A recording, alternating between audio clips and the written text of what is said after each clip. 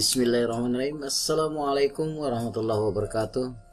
Jumpa lagi sahabat-sahabat desa dan teman-teman tim pendamping. Semoga selalu sehat ya. Sehat, tidak kurang suatu apapun, lancar beraktivitas dan tetap berkah. Kali ini kami akan berbagi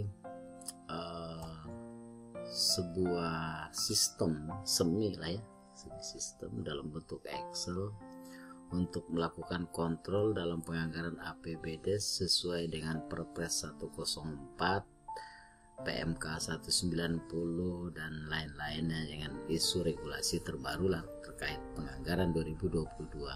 Oke, langsung saja. Ini versi bisa dikatakan pengembangan, bisa saja update, tapi pada dasarnya sama dengan yang pernah dibuat oleh sahabat kita di channelnya Bang Rizko Sakirin ya. Nanti kita cantumkan link channel beliau di bawah deskripsi video ini. Nah, ini pada dasarnya sama, tetapi mudah-mudahan membantu. Kami berharap ini bisa membantu, terutama di internal kita. Ini tampilannya sangat sederhana, Bapak Ibu. Kami akan menjelaskan jalannya sistem dulu.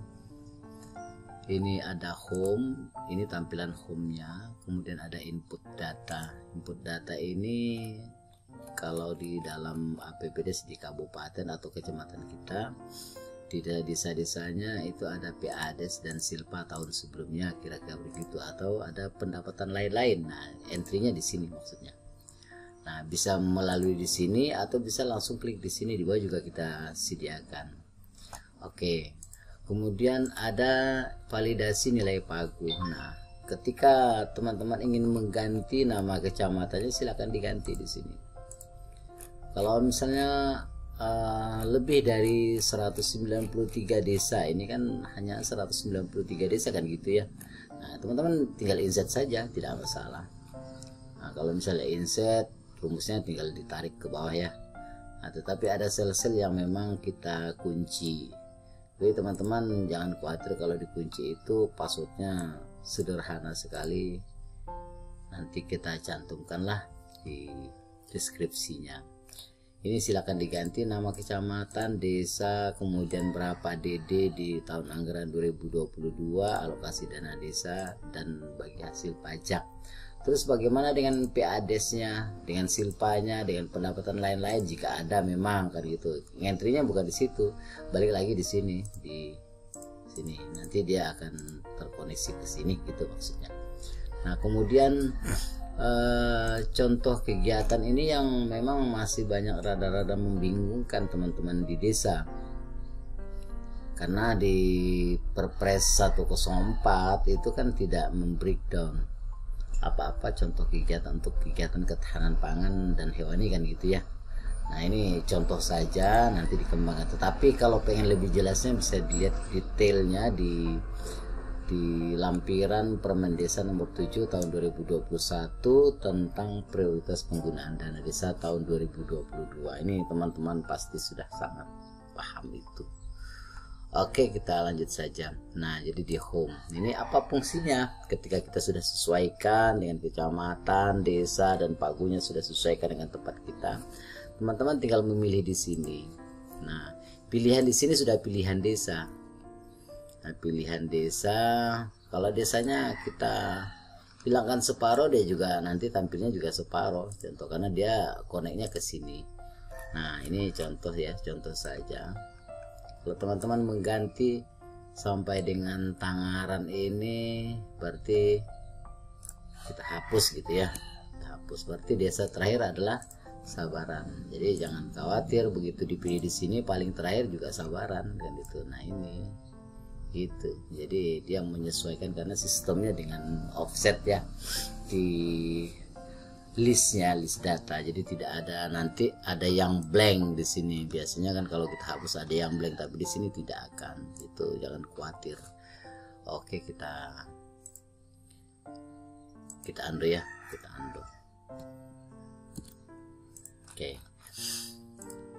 Nah, kita pilih di sini akan auto. Begitu kita pilih salah satu desa, di sini semua dana desanya, alokasi dana desa bagi hasil pajak sudah auto, PAD, pendapatan lain-lain, dan termasuk silpa jika memang ada setelah kita mengentry tadi di input data maupun di validasi nilai pagu.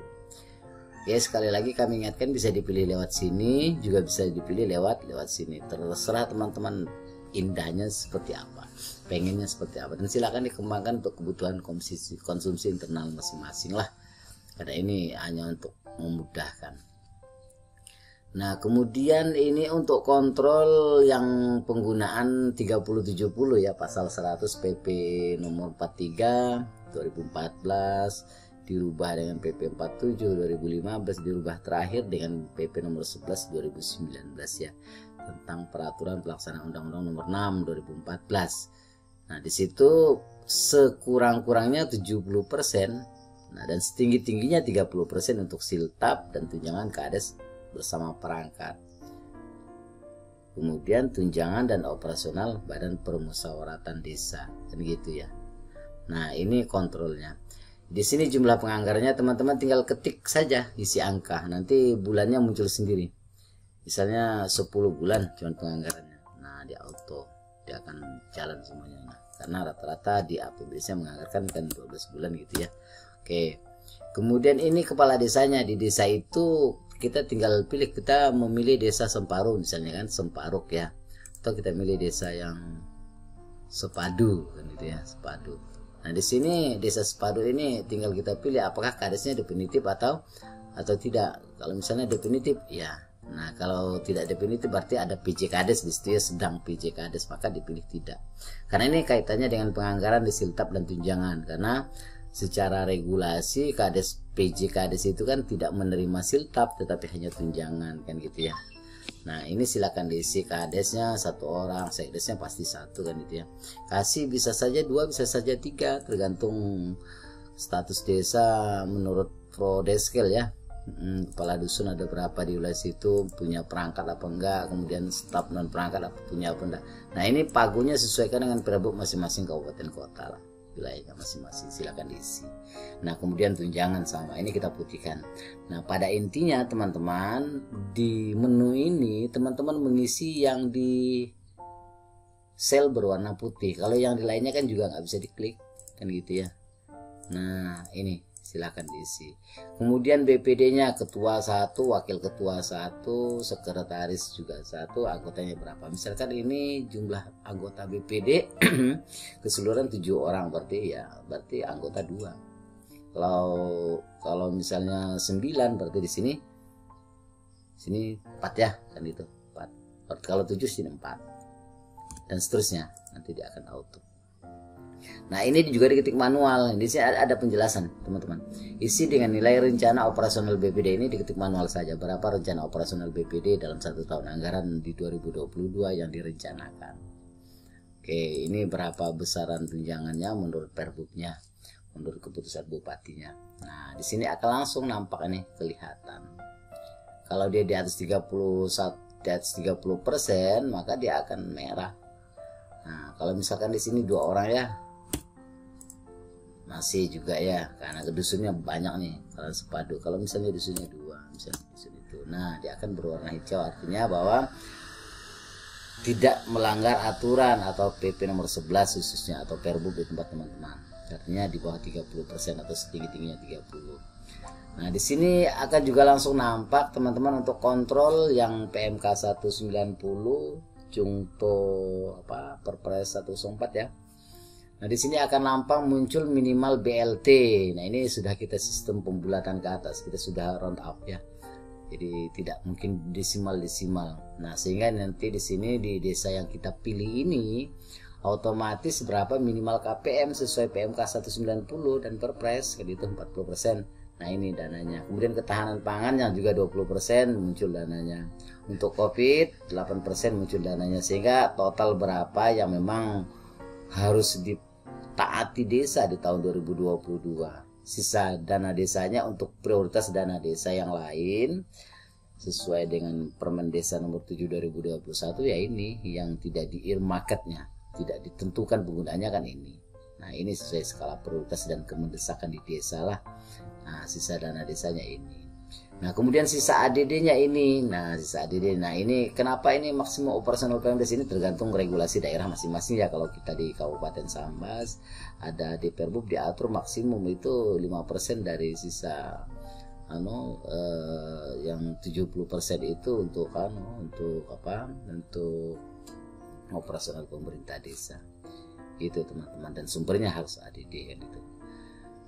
Nah kemudian untuk sanksi ya, di sini teman-teman bisa lihat sanksi untuk BLT kalau desa tidak menganggarkan. Nah kita karena memilih desa sepadu kan gitu ya, dia 94, ketika desa itu menganggarkan 90, nah maka di sini merah akan muncul sanksi. Kalau menurut pasal 52 PMK 190 sanksinya ini 14.400.000 ini, artinya bahwa ada 4 KPM atau kurang dari 40 lah intinya gitu.